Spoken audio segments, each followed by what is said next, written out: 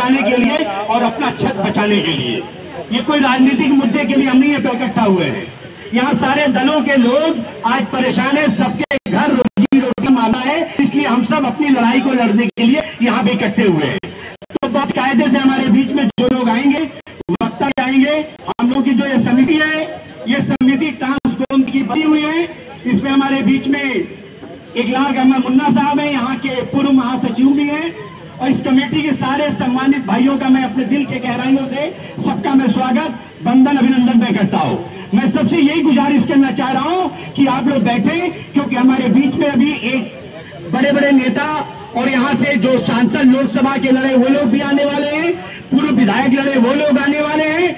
और हमें अभी मालूम हुआ कि ये जो मुद्दा के लिए हम बैठे हैं, ये सब अवैध कॉलोनी है। क्या ऐसी बात हुई है सामने ना?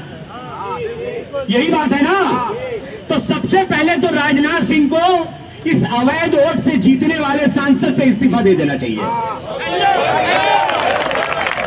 क्योंकि अवैध वोट से अवैध सांसद बने राजनाथ सिंह जी, और यहाँ के पूरब विधानसभा के विधायक, और वो भी अवैध वोट से अवैध विधायक बन करके सदन में हमारे भविष्य का फैसला कर रहे हैं। घर गिराने में उनकी भी तालियां बजती और थपथपाते, उनको भी इस्तीफा दे देना चाहिए। आप है हमारी बात से सहमत? और दूसरी बात, लखनऊ का मेयर, वो भी अवैध वोट से बन करके आज लखनऊ का मेयर बना है, उससे भी हम इस्तीफा मांगते हैं। जहां तक पार्षद की बात है, तो वो भी भाजपा से जीत करके वो भी बना है, उससे भी मैं मांगता हूं। मैं जब हम अवैध हैं तो यहाँ के जो जनप्रतिनिधि हैं वो सारे अवैध हैं, पहले वो इस्तीफा दें, फिर हमारी लड़ाई के साथ आके हमारे साथ लड़े। जब आप रजिस्ट्री दिखाते हैं तो बोलते हैं कि नगर निगम और एलडीए में नक्शा पास नहीं है। मैं दावे के साथ मैं कहता हूं कि भूल भुलैया को गिरा दिया जाए, उसका नक्शा पास नहीं है। ताजमहल को गिरा दिया जाए, उसका नक्शा पास नहीं है। लाल किला को गिरा दिया जाए, उसका नक्शा पास नहीं है। कुतुब मीनार को गिरा दिया जाए, उसका नक्शा पास नहीं है। केवल एक गरीब झोपड़ी बनाता है तो उसका नक्शा मांगा जाता है। जिससे सरकार को टैक्स जा रहा है, उसका नक्शा भी पास नहीं, उसको भी पहले गिराने का काम किया जाए। हम लोग तैयार है ना? ये लड़ाई यही की रही है। ये लड़ाई हमको चाहे विधानसभा सदन सड़क से लेकर के अगर सदन तक भी लड़ना होगा, और आप लोग हमारे साथ हैं, तो इंशाल्लाह आपके दीवार का एक ईंट भी कोई माई का लाल छू नहीं सकता है। खतौनी है, आपके सामने खतौनी है। और राजस्व संहिता क्या कहती है, जमींदारी एवोल्यूशन एक्ट क्या कहता है, रकबा नंबर 196 की ये खतौनी है।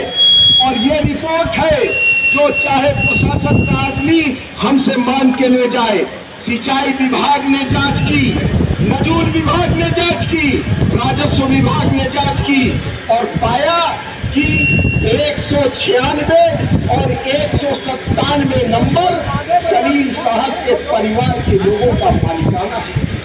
आज आप कह रहे हैं परिवार अवैध हो गया, और सही बात आपने लिखी है अपने घरों के आगे जो आपने पोस्टर लगाया है, वो सही बात है।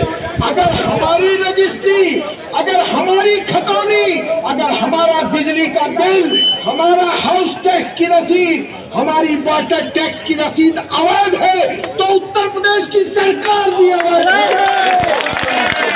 मैं चाहता हूँ दोस्तों, क्या माहौल पूरे लखनऊ में एक खेल क्यों हो रहा है? ये देखिए, ये दैनिक जागरण की खबर लेके आया हूँ, आपके सामने है, आप उठा के पढ़िएगा, अकेले में मुझसे मांग लीजिएगा। जानते हैं कितने बड़े करोड़ रुपए का खेल है? ये खेल है 6765 करोड़ का। कांग्रेस के लोगों से बात की, हमने कम्युनिस्ट पार्टी के सारे धड़ों से बात की, हमने जनता दल के भी लोगों से बात की, और चंद्रशेखर जी के साथ जो लोग थे उनसे भी बात की। और मैंने कहा कि एक बाप के 4 लड़के थे, उसने चारों को बुलाया, एक एक लकड़ी दे दी, कह दिया 2-2 चारों ने तोड़ दी। उसने उसी 4 लकड़ी का पत्थर बना दिया और कहा अब तो नहीं तोड़ पाए। मैं ये कहना चाहता हूँ कि हमका उंगली से नहीं, और कॉन्फिडेंस से ये बात कहता हूँ कि आप सड़क की लड़ाई में भी जीतेंगे और अदालत की लड़ाई में जीतेंगे। अगर हम लोग एक हैं तो ये गवर्नमेंट गवर्नमेंट हमारा कुछ नहीं कर सकती। ये कोई राजनीतिक वो नहीं है, यहाँ पे राजनीतिक कोई प्रोग्राम नहीं हो रहा है। हम लोग अपनी परेशानी लेके आए हैं। अगर आप लोग साथ देंगे तो सबसे पहले बिल्डोजर के सामने मोहम्मद सलीम आएगा, सबसे पहले मोहम्मद सलीम आएगा। और हम डरते वरते नहीं है, न जेल जाने डरते हैं, न घर में बैठेंगे, सबसे पहले हम आएंगे। बस आप लोग पीछे रहिएगा। ये किसी भाई के नाम हमारा वतन छोड़ दे, हमारा हम एक ईंट नहीं उजलने देंगे अपने वहां से। बस आप लोग सपोर्ट करिए। इन्हीं सब बातों के साथ में, ये कोई राजनीतिक दल नहीं है, न तो राजनीतिक बातें हो रही हैं। हम लोग अपनी परेशानी लेके आए हैं। हम लोग को जो दिक्कतें इस गवर्नमेंट पक्ष आ रही है, हम लोग उस लिए आए हैं। आप लोग सब एकजुट होके, भले वकील अलग अलग हम लोग करेंगे, कोर्ट भी जाएंगे, लेकिन रोड पे आएंगे तो एक साथ आएंगे।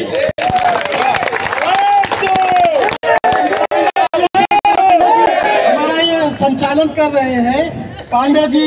जैसे पूरा लखनऊ तमाशा देख रहा था, लेकिन हमारे तमाम साथियों, मैंने तमाम दलों और संगठनों से आह्वान किया था कि आप हमारे बीच में आए और साथ दें, लेकिन हमारी ये कमी रह गई। हम आंदोलन वहां पर नहीं खड़ा कर पाए और तमाशा देख रहे थे, और 2000 घरों को बुलडोज कर दिया गया। इसमें कमी हम सारे लोगों की है और सारे लोगों को तस्लीम करना चाहिए, तमाम राजनीतिक दल और संगठन, क्योंकि कल उनकी बारी थी, आज आपकी बारी है, और कल किसी तीसरे की बारी थी। इससे सबक लेना चाहिए और हमको हमारी कमियों को दूर करना चाहिए। उस कमी को दूर करने के लिए तमाम बुद्धिजीवी वर्गों ने एक मीटिंग की। उस मीटिंग में हमारे दिनकर कपूर साहब, पांडे जी, वंदना मिश्रा जी और हमारी बहन शर्मिला जी और तमाम साथियों ने मिलकर बैठक की। उस बैठक में प्रस्ताव पारित किया गया। तो ताकत आप सबको दिखानी है। हमें ये नहीं सोचना है कि अरे अभी मेरे घर पर निशान नहीं लगा है तो अभी हम क्यों जाए, अभी हमारा घर नहीं मिट रहा है, अभी हमारा घर बर्बाद नहीं हो रहा है, इसलिए अभी हम घर बैठते हैं। तो लखनऊ का हर एक वासी सुन ले, यहाँ जो इन्वेस्टर आए थे ना, आप लोगों को पता है ना कि यहाँ पर इन्वेस्टर आए थे, कई हजार करोड़ का निवेश करके गए।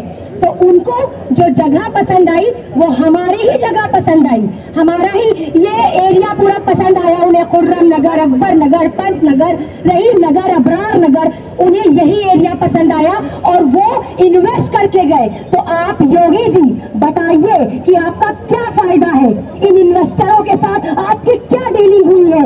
क्यों आपने यहाँ के लोगों को मजबूर कर दिया है उनके घरों को छोड़ने के लिए? आप कहते हैं हम यहाँ जू बसाएंगे, जैसे कि मुझे पता चला है कि यहाँ पर जू बसने जा रहा है, रिवर फ्रंट चलेगा।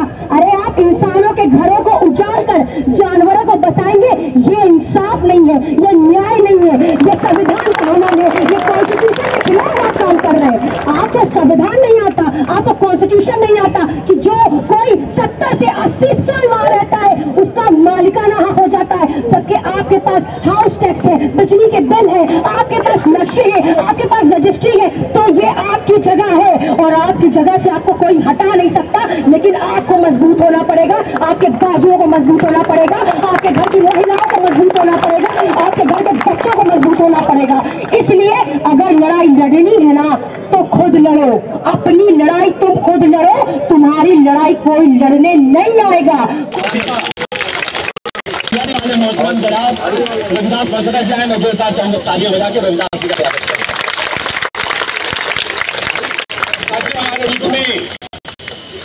महाजन जी, मैं उनको माइक देता हूँ, 2 मिनट में अपनी बात को रखेंगे। सर महाजन जी, अगर राजनेताओं से सवाल जरूर होना चाहिए। मैं खुद नेता हूँ, मैं इस बात से आपसे कहता हूँ कि सवाल उठाइए, क्योंकि आपने उनको वोट दिया है।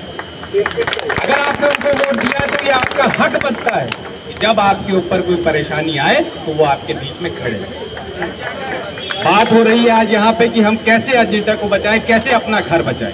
जैसे बहन पूजा शुक्ला जी ने कहा कि सबसे पहले अगर कोई बचाने के लिए आएगा तो हमारी माताएं बहनें आएंगी, क्योंकि माताएं बहनें जहाँ खड़ी हो जाती हैं, उन्होंने हमसे पैदा किया, हमारी माओ ने, वो जो हमें पैदा कर सकती है वो किसी बुलडोजर से डरने नहीं वाली।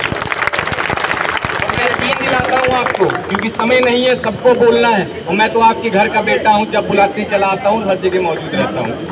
डरिएगा नहीं, बिल्कुल नहीं डरिएगा। और एक तो बात कही है, लोगों आपने भी जानते हैं कि जिंदा है तो जिंदा रहने की पेशकश करिए, समुंदर के सारे लाश बहा करती जिंदा इंसान। तो आप हम सब जिंदा हैं और जिंदा होने की मिसाल इस भारतीय जनता पार्टी को, इस अभियान को देने का काम करेंगे।